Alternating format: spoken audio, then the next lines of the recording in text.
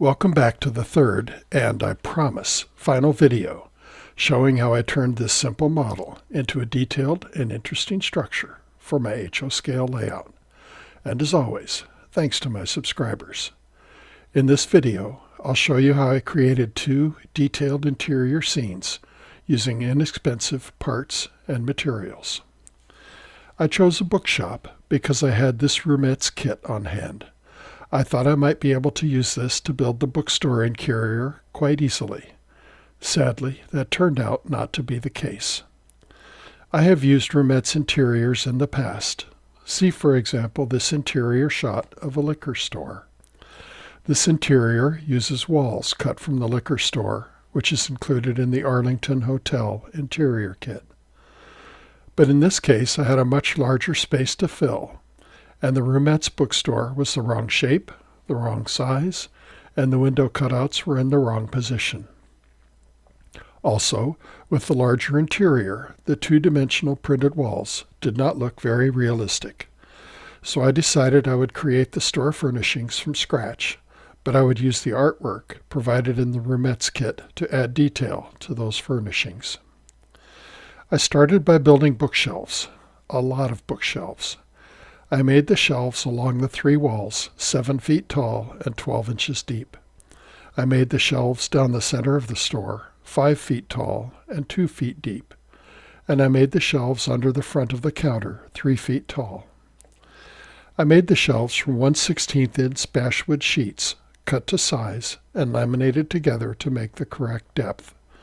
2 pieces for the 12-inch shelves and 4 pieces for the 24-inch shelves. I created the sales counter by gluing a piece of 1/32 inch basswood sheet to the top of the 3-foot-high shelf unit. Once I had the shelves glued, it was a matter of minutes to get all the edges square using my True Sander. Then I primed and painted the shelves, and when the paint was dry, I painted on some clear gloss varnish to give the furniture a glossy sheen. Next, it was time to add the book detail, and I cheated. I scanned the roomette's artwork into a PDF file, and I scaled the image to create bookshelf fronts that were 7, 5, and 3 feet tall. I printed these images on plain paper and glued them to the front of my bookshelves. I used matte medium as an adhesive here, but you could use white PVA glue just as well. As you can see, this makes very convincing three-dimensional bookshelves. If you're using an inkjet printer, be sure to seal both sides of the printed image with clear lacquer. The inks are water-based, and the colors will run if you do not seal the images. With all the shelves complete, I glued them into position in the store. I found this simple chair in my collection of parts, and I glued it in position under the window. A good window display is just as important to your model as it is to a real bookstore. It's the first thing your viewers will see, and you want it to attract and withstand close attention. So I really wanted to put stacks of books in the window display, complete with covers of popular books from my era. Unfortunately, that idea died as soon as I printed this scale-sized image of the dust jacket for the book To Kill a Mockingbird. Instead, I started by creating a display counter that would sit in the window alcove. I cut 2 pieces of 3/16 inch foam core, using the same template I used to cut the floor. Then I glued them together to form a platform. I finished the platform surface by priming and painting it to look like wood. I downloaded and printed images of best-selling books from my era, about 1960, and printed them as posters for the window display. Several of these posters make an effective window display. Next, it was time to detail the second interior, and that's when I started to regret my choice of a camera store. There aren't a lot of HO scale cameras out there, and I did not relish the thought of trying to build some from scratch. I thought of pasting photos of cameras on shelves, but I couldn't get a camera store look and feel. So I rummaged through my parts bins and found these items. I believe they were included with a set of prizer figures. As you can see, I had 2 tripods, 2 large stand-mounted lamps, and motion picture cameras in 3 sizes. I decided these might do the trick. I built 2 display cases using 5/16" square strip wood as the case and 1/8 by 1/4 inch strip wood as the base. This makes a display case that is 28 inches deep with a countertop that is 38 inches high. I painted the cases a dark gray. I used wrought iron craft paint, and I glued pieces of clear acetate to the front and the top of the cases. These pieces should reflect the light and give the impression of glass-fronted cases. I didn't think it would be appropriate to place camera equipment on the window display. I didn't want to encourage HO scale thieves.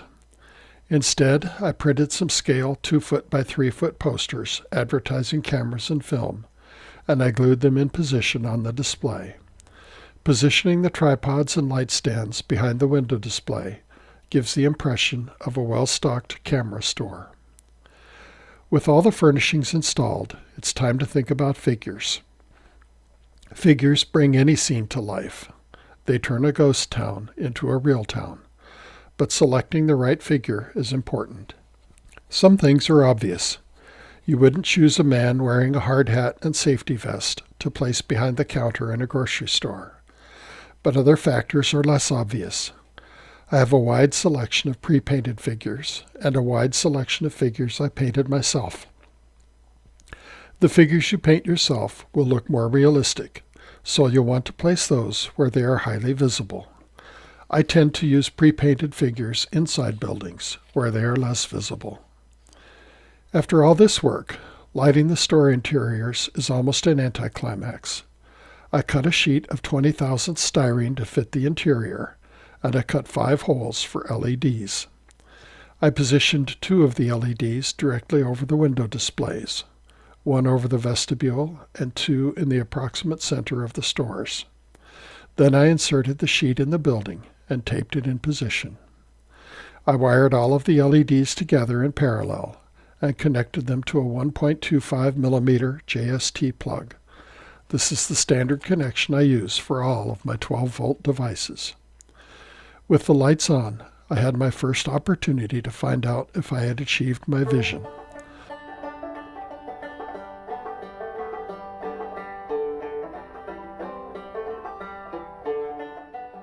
I know which interior I prefer, but I'd like your input. Please go over to the Posts tab on my YouTube channel and vote for your favorite.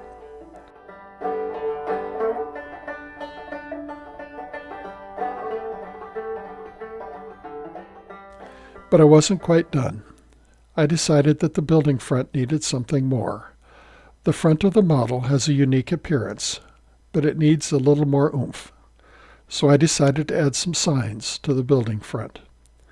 I created this bookstore sign by combining an icon of an open book with the word books, and I created a sign for the camera shop from an image advertising Kodak film.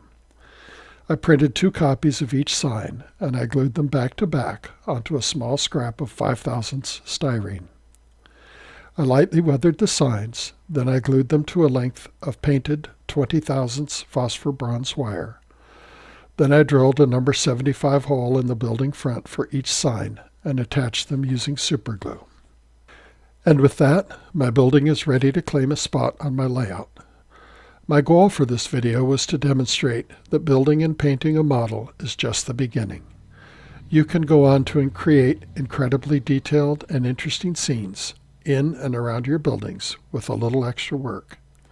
My second goal was to show you some techniques I use to do this. Please let me know if I have succeeded. In the description below this video, you'll find links to many of the products and tools I've mentioned. I love to read your comments and to respond to your questions. If you want to see more videos of this type, be sure to subscribe and hit that like button. Thanks for watching, and I'll see you next time.